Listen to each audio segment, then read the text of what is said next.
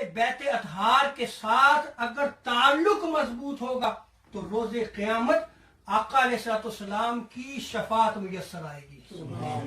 اس آخری روایت میں ختم کرتا ہوں، امام ہندی نے کنز العمال میں نقل کیا ہے، حضرت عبداللہ ابن عباس رضی اللہ تعالی عنہما نقل کرتے ہیں کہ آقا علیہ الصلوۃ والسلام نے فرمایا میں درخت ہوں۔ اللہ اکبر۔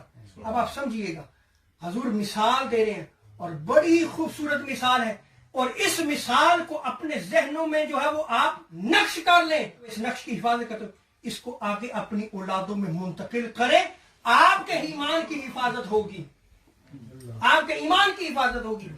حضور کیا ارشاد فرماتے ہیں کہ میں درخت ہوں، فاطمہ میری لخت جگر اس پھل کی ابتدائی حالت ہے، اور مولا علی اس کے پھول کو منتقل کرنے والے ہیں، اور حسن و حسین اس درخت کا پھل ہے۔ حسن و حسین اس درخت کا کیا ہے؟ پھل ہے۔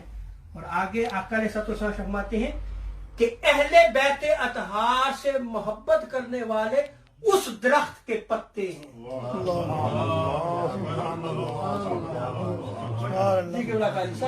وہ پتے ہیں، اوراق ہیں۔ اللہ اکبر۔ ارے جس پتے کا تعلق اس درخت سے ہو وہ کبھی بھی رسوا نہیں ہوتا، ذلیل نہیں ہوتا، وہ ذلیل نہیں ہوتا۔ لیکن جب اس درخت سے وہ پتا اپنا تعلق خود ہی کاٹ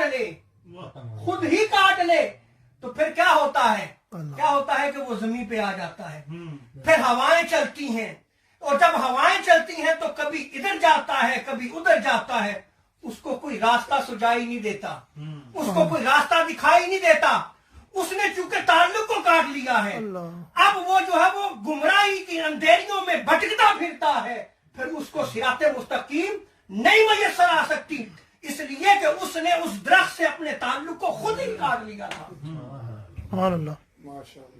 اہل بیت اطہار کی محبت کو کچھ چھوٹا موٹا جو ہے وہ ورثہ نہ سمجھیں، یہ بہت بڑی عظیم شے ہے۔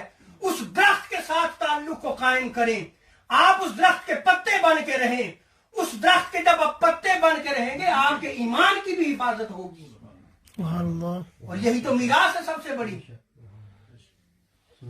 اس درخت کے پتے ہیں۔